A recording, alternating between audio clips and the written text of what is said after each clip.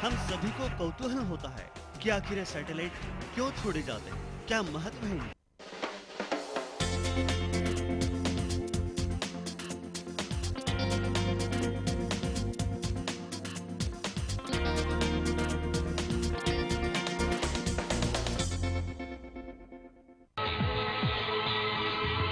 आमदनी अठन खर्चा रुपया आमदनी अठन। नमस्कार, मैं हूं अवनींद्र आशुतोष। हमारे खास कार्यक्रम भांजा नंबर 1 में आपका बहुत बहुत स्वागत है। जैसा कि आप जानते हैं, इंडस्ट्री में Beta number 1, Coolie number 1, hero number 1, Biwi number 1 जैसी कई फिल्में बन चुकी हैं। लेकिन अगर हम एक शख्स की बात करते हैं तो हीरो नंबर 1 के तौर पर बहुत जल्दी वो दिमाग में आ जाते हैं, जिनका नाम है गोविंदा। और हमारे साथ आज हैं उनके प्यारे और लाडले भांजे विनय आनंद। विनय जी, आपका बहुत बहुत स्वागत है, क्योंकि आप भांजा नंबर 1 हैं। Thank you. ये जो नंबर 1 का जो ठप्पा लगता है तो कितना मतलब जोश बढ़ता है या चुनौतियां होती हैं, ये बताइए। नंबर 1 अपने हिसाब से, अगर आप न्यूमरोलॉजी के हिसाब से बोलें और ऐसे भी बोलें तो नंबर 1 सूर्य है जी। और नंबर 1 होता है। It's very nice. लेकिन आपने बहुत अच्छा प्रश्न किया आशुतोष भैया कि नंबर 1 कहने के बाद डेफिनेटली जिम्मेदारियां थोड़ी नहीं बहुत ज़्यादा हो जाती हैं कि नंबर 1 कह रहे हैं। और नंबर 1 जब पिक्चर होती है कि भाई नंबर 1, अब मान लीजिए आपने मैं बहुत बहुत शुक्रगुजार हूँ लेमन न्यूज़ का, आपका और जितने भी लोग लेमन न्यूज़ से जुड़े हैं कि आप लोग ने मुझे भांजा नंबर 1 का टाइटल दिया। अब मान लीजिए भांजा नंबर 1 अगर मेरे ऊपर फिल्म बनती है तो ये ज़रूरी है कि भैया एक तो मैं नंबर 1 के योग्य हूँ, वैसा लगूं, वैसी फिल्म बने। बिल्कुल। और वाकई में फिल्म देखने के बाद लोग बोलें कि भाई वाकई में भांजा नंबर 1 है, तो नंबर 1 की डेफिनेटली बहुत ज़्यादा इम्पोर्टेंस होती है। इन दिनों ये बताइए कि क्या गतिविधियां हैं, और जिस तरह से गोविंदा जी की फिल्म फिर से आ रही है दिल किल, तो एक भांजा के तौर पर क्या महसूस करते हैं अपने मामा के, अभी जो दूसरी शुरुआत है, दूसरी पारी है? गोविंदा जी एक बहुत मेहनती कलाकार रहे और मैं तो भाई उनको बचपन से देख रहा हूँ और बहुत मेहनत किया है और नाम कमाया। एक कलाकार के लिए ये इम्पॉर्टेंट होता है कि वो अपने आप को जिस दिन ये समझ ले कि मेरा काम हो गया या मैं नंबर 1 बन चुका हूँ या मैं टॉप पे आ गया हूँ, उसी दिन वो नीचे आ जाता है। तो गोविंदा जी एक ऐसे कलाकार हैं जो कि हमेशा मेहनत करने पे विश्वास रखते हैं। और मैं खुद भी अपने आप को यही सोचता हूँ कि हम लोग जब तक भगवान की कृपा से ज़िंदा हैं, हम लोग काम करते रहें, मनोरंजन करते रहें आप सभी लोगों का। और उन्होंने भी बहुत काम किया। कितनी सारी फिल्में आपने गोविंदा जी की देखी। मैं खुद भाग्यवान रहा कि मैंने उनके साथ 3 फिल्में की। एक तो उनका भांजा हूँ, सबसे पहले एक सुपरस्टार के घर में मैं बड़ा हुआ, उन्हें देखने का मौका मिला, कई बातें सीखने का मौका मिला। और साथ ही मैंने उनके साथ 3 हिंदी फिल्में की भैया। एक तो दिल ने फिर याद किया थी, एक जहाँ जाइएगा हमें पाइएगा, और एक सबसे ज़्यादा फेमस हुई आमदनी अठनी खर्चा रुपया। आज भी जब दर्शकों के बीच वो फिल्म आती है तो दर्शक बिल्कुल बंद से जाते हैं। ऐसा क्या मतलब उन्होंने आपको सिखाया पढ़ाया है गोविंदा जी की आप भी उसी नक्शे कदम पर चल रहे हैं और दर्शकों को पटा लेते हैं? और साथ मैं अगर अपनी बात कहूँ तो मैं 5-6 एक्टरों का बहुत बड़ा फ़ैन हूँ भैया। एक तो सबसे पहले अमिताभ बच्चन जी, दिलीप कुमार जी, रजनीकांत जी, चिरंजीवी जी और गोविंदा जी। Very good. ये 5 ताकत जो है, मुकम्मल नाम है। हाँ, ये 5 उंगलियां जैसे एक हाथ बनती हैं। तो मैंने हमेशा इनको 5 को मिला के आप मुट्ठी बन के खुद को विनय आनंद समझते हैं? ऐसा तो नहीं कहूँगा, लेकिन कहावत है भैया, जब आप नए आते हो फिल्म इंडस्ट्री में तो आप सीखना चाहते हो, आप बहुत कंफ्यूज रहते हो। जब आप नए एक्टर होते हो तो आप खुद को नहीं पहचान पाते। जब मैं नया नया आया था, विनय आनंद क्या है मैं समझ नहीं पाता था, तो उस वक्त मुझे सहारे की ज़रूरत थी। तो मैं ये सोचता था कि मैं एक्टिंग करूं। जब डायलॉग परफॉर्मेंस की बात हो तो बच्चन साहब की कॉपी तो ना, लेकिन उनका रख रखाव और उनकी मेहनत, उनकी क्षमता और उनकी ताकत, जो एफर्ट वो देते थे वैसे देने की कोशिश करूं। फिर इमोशन की बात आती थी तो सोचता था कि राजेश खन्ना जी बहुत अच्छे हैं तो वो कैसे कर लेते हैं, गोविंदा जी बहुत अच्छा डांस करते हैं, चिरंजीवी जी बहुत अच्छे डांस करते हैं। रजनीकांत जी जैसा स्टाइल और उनकी आंखों में जो एक बात देवत्व है। एक बात आपके अंदर जो खास है जी। वो शायद कुछ कलाकारों में नहीं है, ऐसा हम किसी को अपमानित करने के लिए नहीं कह रहे हैं, लेकिन विनय आनंद बहुत अच्छे सिंगर भी हैं। जिस तरह से गोविंदा जी का एक एल्बम आया था, तो आपको नहीं लगता कि मामा के रास्ते पे आप जिस तरह से जा रहे हैं, उनका भी एक एल्बम आया था, आपका भी एक एल्बम आने वाला है। अब सबसे पहले हम उस एल्बम के बारे में जानना चाहेंगे कि ये आइडिया कहाँ से आया, क्या वाकई मामा जी से प्रभावित होकर ये आइडिया ला रहे हैं आप? भैया मैंने 10-12 हिंदी फिल्में की, फिर 50 फिल्में भोजपुरी में एज ए हीरो की। तो इतना जब काम किया तो मैं अपने आप को समझ पे आया। जब भोजपुरी में आया तो मैं एज एन एक्टर जिंदा हो चुका था लोगों के सामने, और मुझे उत्तर प्रदेश, बिहार, झारखंड, जहाँ भी हमारे उत्तर भारतीय हैं, जितने प्रोड्यूसर्स हैं, सब ने इतना काम दिया।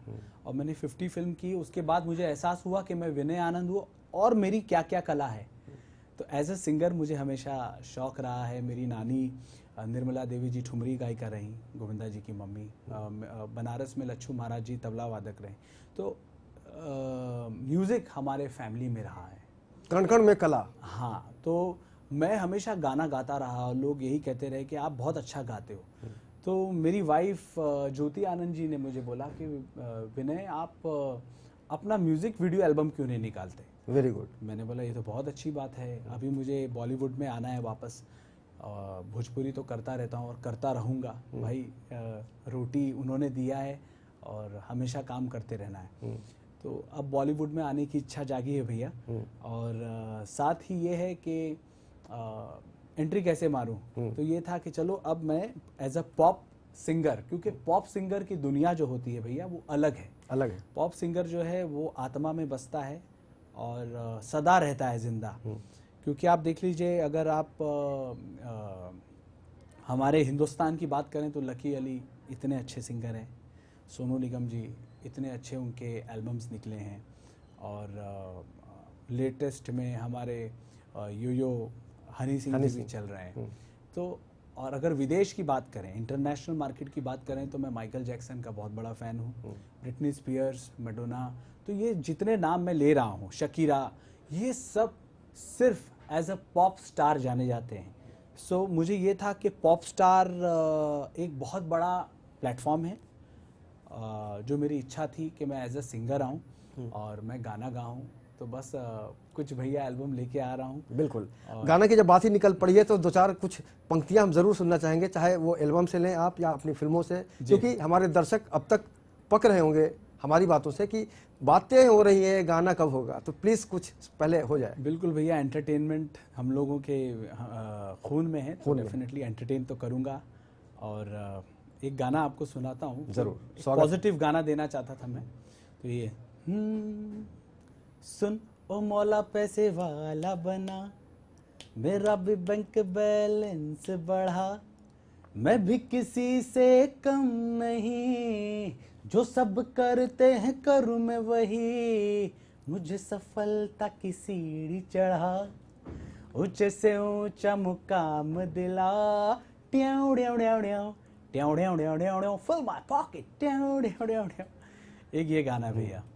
और इस एल्बम के बारे में बताइए कि इसके वीडियो कैसे होंगे, कितने गाने हैं और क्या कलर क्या होगा इसका? भैया मैंने इसमें 7 गाने गाए हैं खुद, और इसे डायरेक्ट कर रही हैं मेरी वाइफ ज्योति आनंद। उन्होंने प्रभुदेवा जी को असिस्ट किया, तो वो इसे डायरेक्ट कर रही हैं। और इसका म्यूज़िक दिया है दुर्गेश विश्वकर्मा ने, और संजय कबीर जी के लिरिक्स हैं। इसमें भैया एक गाना है जो मैं सुनाना चाहता हूँ, जो मैंने मेरे दिल में हमेशा, मैं जाता रहा हूँ अजमेर शरीफ, और मैं हाजी अली भी जाता हूँ, बाबा मखदूम के यहाँ भी जाता हूँ। तो एक इच्छा थी दिल की कि एक ऐसा गाना भी बनाऊँ जो सूफ़ी गाना है। Very good. एक सूफ़ी गाना मैंने बनाया है। गलती हो तो माफ़ कीजिएगा, ऊपर वाला आपके साथ है। चाहे सहर हो या शाम, मैं लेता हूँ तेरा ही नाम, तू सुन ले ये पैगाम, मेरी पाक मोहब्बत को,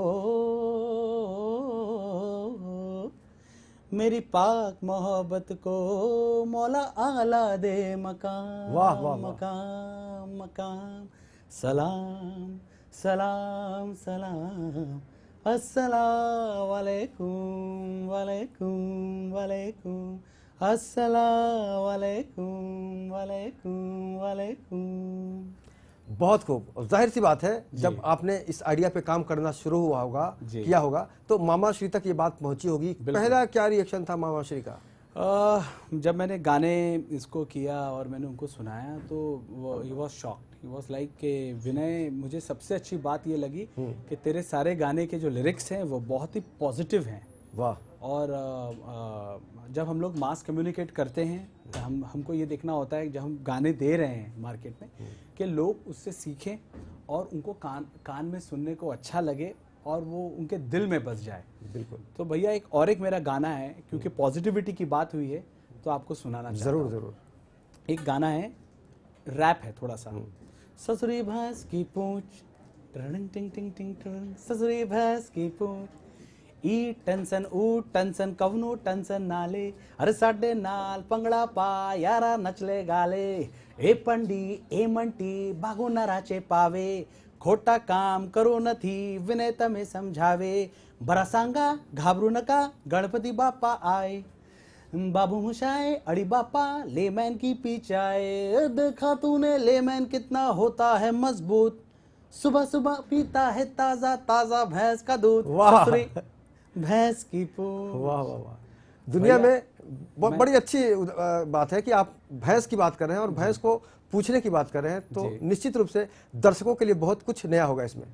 बिल्कुल होगा भैया। मैं यही चाहूँगा, मेरे दर्शकों से कहूँगा कि दिसंबर लास्ट वीक में नहीं तो नए साल में मेरा ये एल्बम आ रहा है और आप लोग प्लीज़ ये एल्बम विनय आनंद का आप लोग ज़रूर सुनिएगा और मुझसे जुड़िए फेसबुक पर और ट्विटर पर।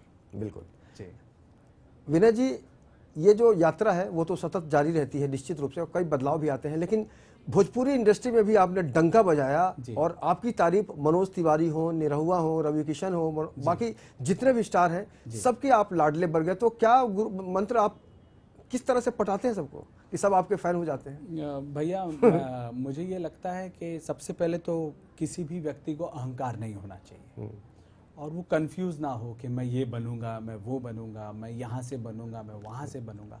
अल्टीमेटली जो भगवान को देना होता है वही भगवान देते हैं। बिल्कुल। मैं भैया, मेरा जब समय ठीक नहीं था, मैं बहुत दिक्कत में था कि मैं क्या काम करूं, मैं कैसे करूं। मुझे भोजपुरी इंडस्ट्री से जब ऑफ़र आई तो मैंने राइट लेफ्ट नहीं देखा, मैंने उसे किया और मैंने ये सोचा कि काम काम होता है और कोई भी लैंग्वेज हो उसे देखने वाले दर्शक होते हैं। बिल्कुल।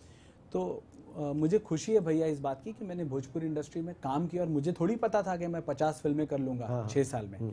ये तो भगवान की कृपा हुई, मेरी फिल्में भी चली, लोगों ने प्यार भी दिया और सबसे अच्छी बात लोगों यानी ये कह सकते हैं कि बीच में जो स्थिति थी, आमदनी अठन्नी खर्चे रुपया वाली हो गई थी, वो नहीं है रियल लाइफ में बीच में कुछ समय के लिए। बिल्कुल तो 2 साल गड़बड़ था। बिल्कुल एक फरमाइश भी आई है कि अब विनय आनंद जी से कोई भी एक गीत आमदनी अठन्नी खर्चा रुपया से जरूर 2 लाइन गवाया जाए। बिल्कुल। खैर हमारे देश की हालत भी भैया कुछ ऐसी ही चल रही है, लेकिन अच्छे दिन आएंगे आपके, आने वाले हैं, शुरू हो गए। हाँ, मैं बोल रहा हूँ मेरे तो अच्छे दिन आए, भगवान करे हमारे जनता जनार्दन के भी अच्छे दिन आए, वहाँ पे भी कुछ आमदनी अठन्नी खर्चा रुपया इसका गाना सुना देता हूँ। बिल्कुल।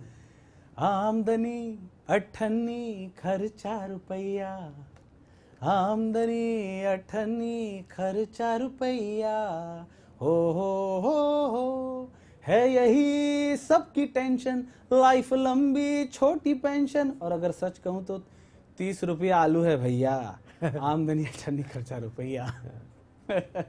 और जाहिर सी बात है, महंगाई के दौर में जब भी कोई संवेदनशील इंसान होता है, चाहे वो कलाकार हो, लेखक हो, पत्रकार हो, कोई भी किसी भी फील्ड से जुड़ा हो, तो आहत जरूर होता है। एक कलाकार कितना आहत होता है, खासकर जब फिल्मों में बिजी रहते हैं आप, जब इधर उधर की खबरें मिलती है कि आम आदमी परेशान है, तब क्या गुजरती है दिल पे? सच्ची सच्ची बताइए। भैया देखिए, महंगाई जो डाइन है वो तो सबको ही मारती है, तो ऐसी कोई बात नहीं है कि कलाकार को नहीं मारती। तो महंगाई, मुझे ऐसा लगता है कि आज जो वायरस, जैसे कंप्यूटर में वायरस फैलता है ना, ये महंगाई जो है हमारे देश में जो एक ऐसा वायरस फैल चुका है कि इसका अंत नज़र ही नहीं आ रहा है। नहीं आ रहा है, बिल्कुल। लोग आते हैं, वादा करते हैं, सब करते हैं, लेकिन जो सच्चाई की जो रूट है वो असल में पब्लिक को ये लेना देना नहीं है कौन आ रहा है, कब आ रहा है। पब्लिक तो बस ये वेट कर रही है कि महंगाई करने वाला भगवान जो है, जो कम करने वाला भगवान है, वो सामने आ जाए भैया, चाहे वो एक कोई भी उम्मीद सरकार उम्मीद उम्मीद की किरण। हाँ। लेकिन विनय आनंद जी, एक आरोप आपके ऊपर ये है कि जी। आपने बहुत सारी फिल्में की लेकिन कभी लफड़ा नहीं हुआ आपका किसी से। हाँ। भोजपुरी इंडस्ट्री में बहुत सारी हीरोइनों ने कोशिश तो की जरूर, निश्चित रूप से, आपने अपने आप को कैसे संभाला? मुझे मेरे बड़े मामा कीर्ति कुमार जी ने कहा था कि बेटा तुम हनुमान भक्त रहोगे तभी तुम आगे बढ़ सकोगे। तो उन्होंने ये भी कहा था कि बेटा वो जो हम लोग जो कुश्ती करते हुए जो लंगोट पहनते हैं ना, बोले बेटा उसे टाइट रखो। कैरेक्टर टाइट रखने का। कैरेक्टर मतलब कहने का मतलब ये है, नेशनल चैनल पे बोल रहा हूँ कि कैरेक्टर जो है वो कैरेक्टर लेस ना हो, और अगर कैरेक्टर आपका अच्छा होगा तो भगवान आपके साथ है। तो मैंने भैया, ये सच बात है कि मैंने अपने कैरेक्टर को संभाल के रखा, और हमेशा मैंने यही देखा कि मैं मेरे दामन पे दाग ना लगे, या मैं किसी की बद्दुआ ना लूँ, या मैं किसी को झूठे वादे ना करूँ। बस भैया काम करता जा रहा हूँ, और ईश्वर से प्रार्थना करता हूँ कि इस संसार में जो भी आता है सबकी इच्छा पूरी होनी चाहिए, ऐसे ही मेरी भी इच्छा पूरी हो। बिल्कुल।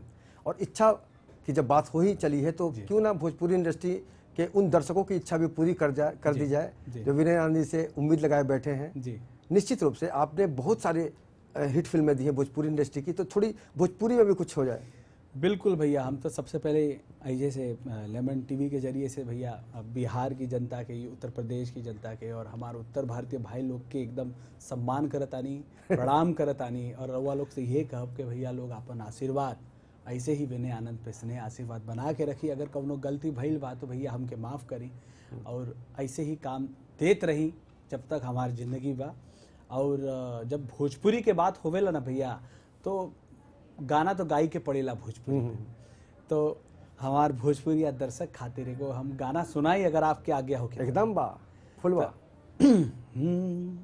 अरे ABCD हम ना जानी, 1 2 का 4 कबो कैली न रानी, MA में हम ना कैली, कॉलेजवा के मुहवा न देखली, पर बड़े बड़े पढ़वैया गोरी हमरा से गईले हार।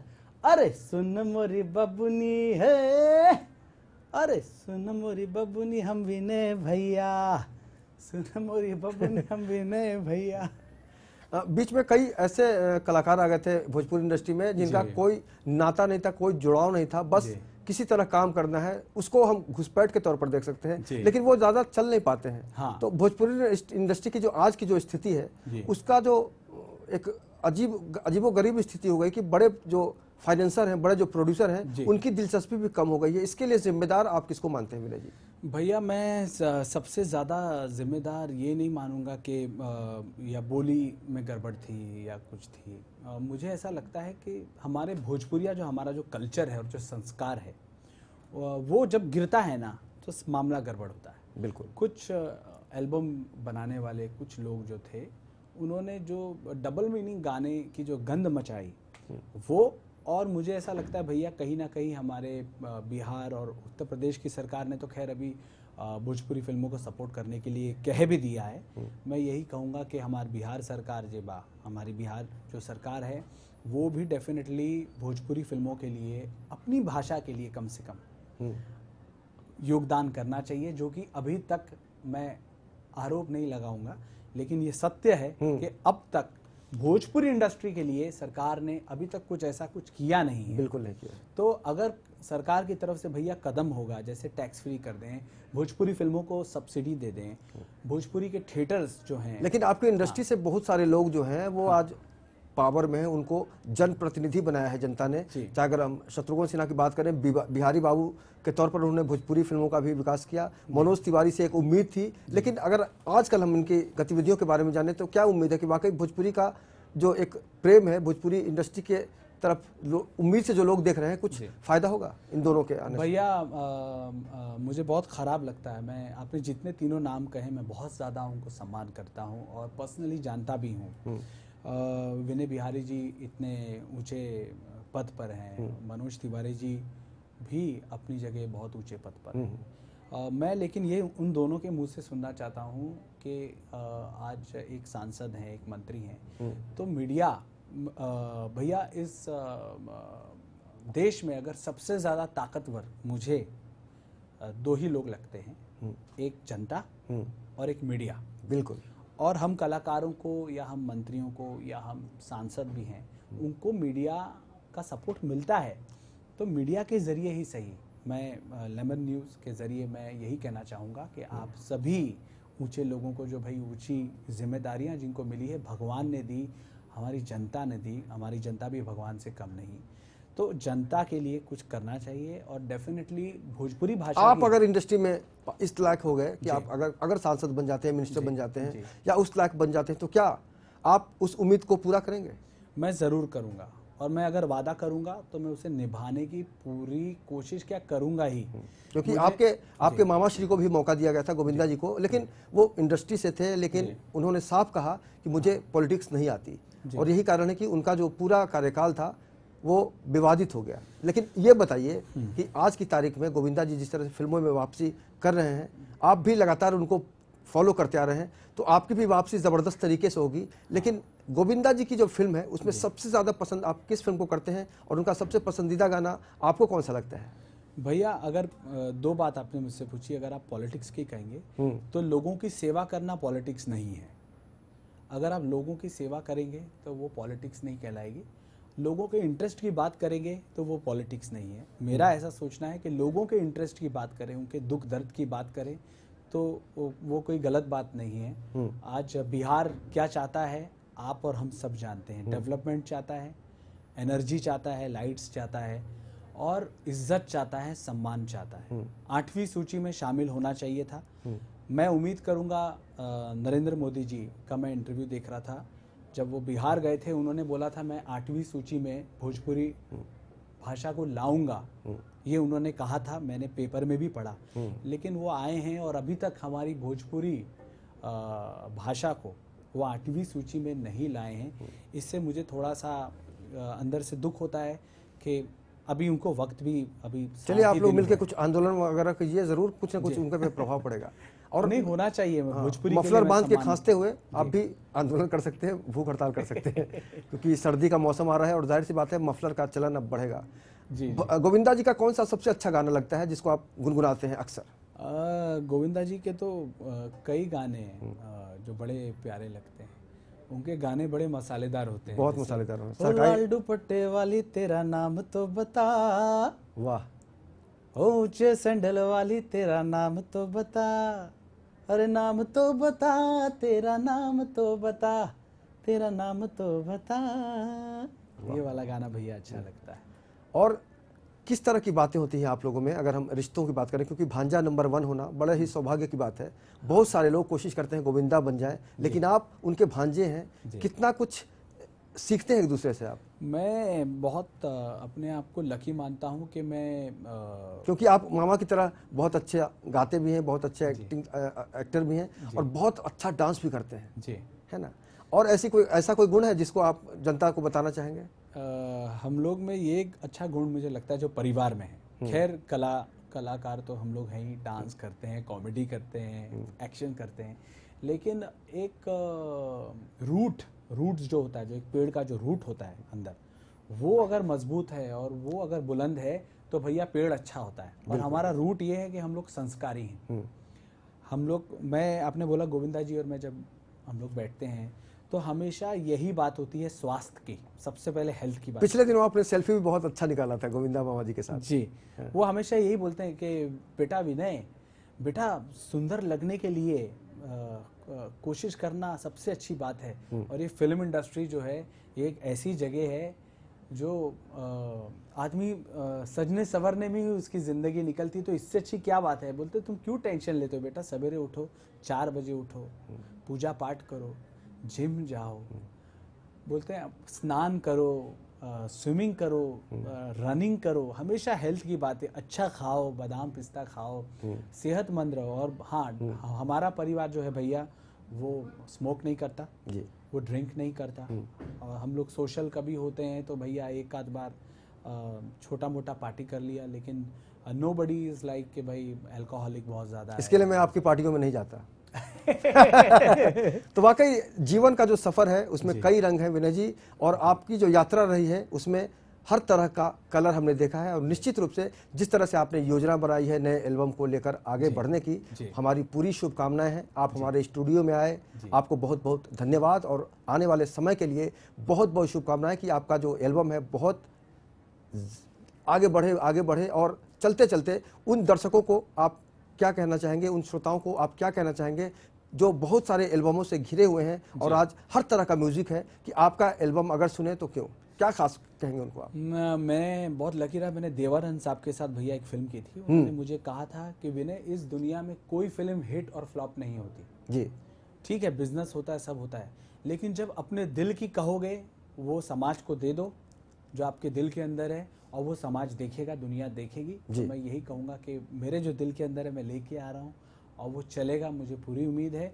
और दर्शकों को मैं प्रणाम करता हूँ, विनय आनंद पे प्यार रखिए और हर वक्त हमेशा 100% देखते रहिए लेमन न्यूज़। बहुत बहुत शुक्रिया विनय जी, आप हमारे स्टूडियो में आए और निश्चित रूप से आपका जो प्यार है, आपका जो तरीका है बातचीत करने का, उस पर दर्शक फिदा हैं और हम दुआ करेंगे कि लगातार दर्शकों का प्यार, जनता का प्यार, आपके दर्शकों का प्यार हमेशा की तरह आपको मिलता रहे और आने वाले दिनों में आपका जो एल्बम है वो सुपर हिट हो। तो लगातार आप लेमन न्यूज़ देखते रहिए। आज की इस खास पेशकश को हम यहीं पर विराम देते हैं। हमारी पूरी टीम के साथ मुझे दीजिए इजाज़त, बहुत जल्द मुलाकात होगी, तब तक नमस्कार। आमदनी अठन खर्चा रुपया, आमदनी अठन खर्चा रुपया।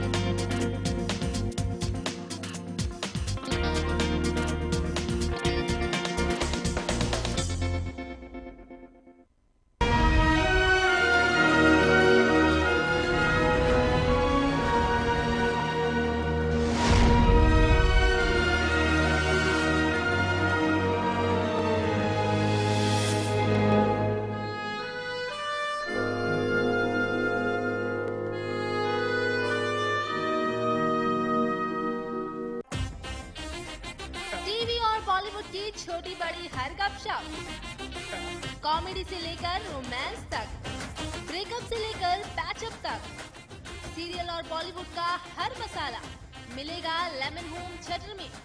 देखिए सिर्फ लेमन न्यूज पर।